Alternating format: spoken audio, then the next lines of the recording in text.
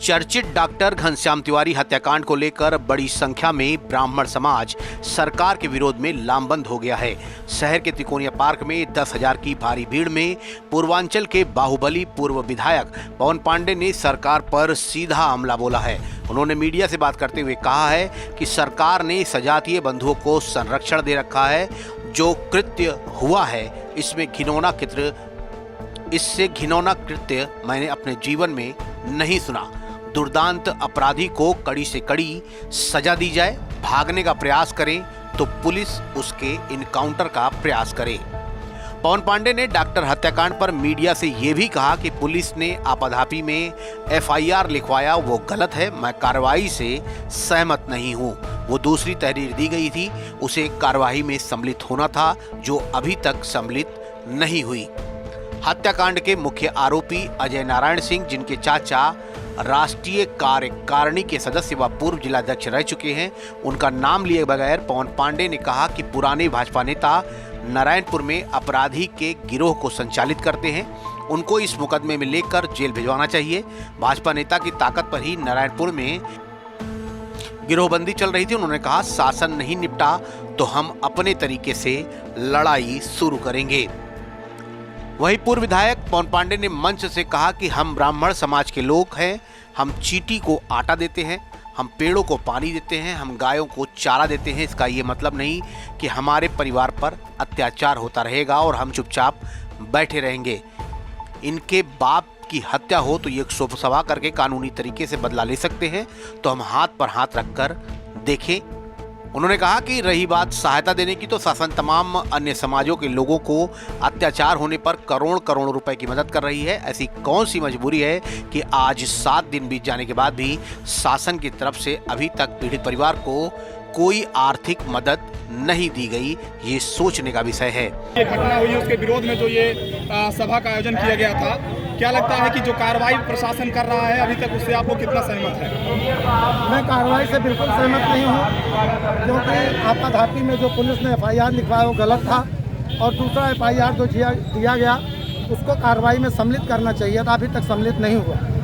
और कुछ लोगों को जो उसमें अपराधी को पैसे देते रहे और पूरे गिरोह को नारायणपुर में संचालित करते हैं, पुराने भाजपा के नेता हैं, उनको भी इस मुकदमे में लेना चाहिए और उन्हें भी जेल भिजवाना चाहिए, क्योंकि उन्हीं की ताकत पर पूरे नारायणपुर में यह गिरोहबंदी लंबरदारी चल रही है। हम इसका पुरजोर विरोध करते हैं। शासन नहीं निपटेगा तो हम अपने तरीके से भी लड़ाई शुरू करेंगे। आप लोगों की प्रमुख मांगे क्या है? हमारी प्रमुख मांगे हैं कि जिन लोगों का नारायणपुर में नक्शा नहीं पास है और जो लोग अवैध जमीनों पर जमीन बनाए हैं ग्राम समाज नगर पालिका के, चूँकि पहले ग्राम समाज में थी, उनका घर गिराया जाए। इस दुर्दांत अपराधी को, जो बहुत ही दुर्दांत है, उसको कड़ी से कड़ी सजा दी जाए। अगर वो भागने का प्रयास करे तो पुलिस उसका इनकाउंटर करने का प्रयास करे, अन्यथा उसको गिरफ्तार करके उसको कड़ी से कड़ी सजा फास्ट ट्रैक कोर्ट से दिलाई जाए, तभी हम लोगों को संतोष होगा। वरना यह ब्राह्मण समाज आंदोलित होगा और नौजवानों के आक्रोश को कोई रोक नहीं पाएगा। पवन जी, एक आखिरी सवाल ये बताइए कि क्या लगता है कि जो गाड़ी पलटने का सिलसिला उत्तर प्रदेश में बुलडोजर बाबा ने शुरू किया, योगी आदित्यनाथ मुख्यमंत्री जी हैं, वो जो है क्या लगता है चुन चुन के पलट रही है या फिर वो राम राज्य है सबके साथ? ये शासन की अपनी कार्रवाई है और पूरी जनता जानती है जी। वो गाड़ी पलटे या खुद नाली में पलटे, हमको तो सिर्फ उनकी मौत चाहिए जी। अब वो कैसे हो वो सरकार जाने जी। क्योंकि सरकार तो कहानी बनाती है। आपने विकास दुबे को मारा, ब्राह्मण समाज ने स्वीकार किया, लेकिन खुशी दुबे का क्या अपराध था जो आप इतने दिन जेल में रखे? तो उनके मददगारों को भी जेल में होना चाहिए, वो कहीं बाहर न रहे। ड्रिल मशीन से निर्मम तरीके से हत्या हुई है। क्या लगता है कि राम राज्य कहाँ है, जो कानून व्यवस्था का इकबाल मुख्यमंत्री जी करते दिखाई पड़ते हैं?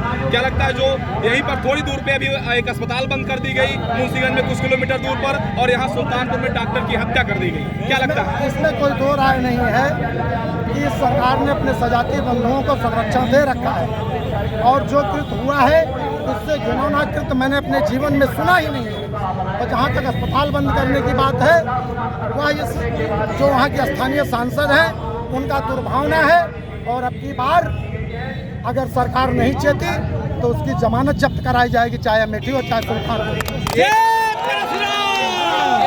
हमको तो ऐसा नहीं दिखता। बुलडोजर जो चलाया गया वो एक भाजपा का जो कार्यालय वैध रूप से बना था। अभी अपराधी के नाजायज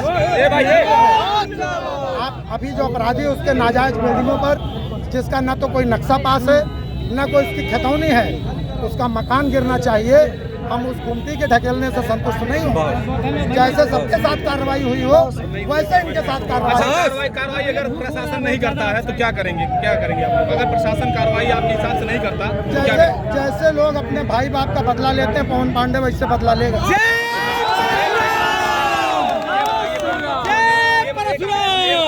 ये बताइए, बहुत भारी भीड़ थी त्रिकोणिया पार्क में, बहुत भारी भीड़ थी। ये किसी राजनीतिक दल के लोग नहीं हैं, ये इनकी मन की पीड़ा है। लेकिन अच्छा होता कि जिनको जिनको ब्राह्मणों ने वोट दिया था वो अभी इसमें शामिल होते। हमने ताहिर को जिताया, हमने संजय सिंह को जिताया, हमने सीताराम वर्मा को जिताया, लेकिन जब से सभा आयोजित घोषणा की गई है एक भी दूसरा नेता हमको समर्थन नहीं दिया है। अब ये 3 दिन बाद जो पत्र जारी हो रहा है ये घड़ियाली आंसू है, हम इससे संतुष्ट नहीं हैं। डॉक्टर धरती का भगवान कहा जाता है, क्या लगता है जो डॉक्टरों के साथ हुआ है अक्सर ये दिखाई पड़ता है, इस पर क्या कहेंगे आप? देखिए, डॉक्टर तो और भी बहुत मारे गए हैं और जिस तरीके से मारा गया वो बहुत निंदनीय है।